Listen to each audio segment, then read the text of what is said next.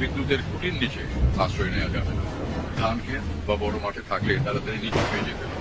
বজ্রপাত হওয়ার উপক্রম হলে কানের আঙুল দিয়ে চোখ বন্ধ করে নিচু হয়ে বসতে হবে, কিন্তু মাটিতে শুয়ে পড়া যাবে না। বাড়ির ছাদ কিংবা উঁচু থাকলে দ্রুত সেখান থেকে নেমে যেতে হবে। বজ্রপাতের সময় বাড়িতে থাকলে জানালার কাছাকাছি থাকা যাবে না। বজ্রপাত ও ঝড়ের সময় বাড়ির ধাতব কল, সিঁড়ির রেলিং, ধাতব রেলিং, এমনকি ল্যান্ডলাইন টেলিফোনও স্পর্শ করা যাবে না। বজ্রপাতের সময় বৈদ্যুতিক সংযোগযুক্ত যেমন টিভি, ফ্রিজ, কম্পিউটার জাতীয় যন্ত্রপাতি সুইচ বন্ধ করে এগুলোর প্লাগ খুলে ফেলতে হবে। বজ্রপাতের সময় নদী, পুকুর, জলাবদ্ধ কোনো স্থানে থাকা যাবে না।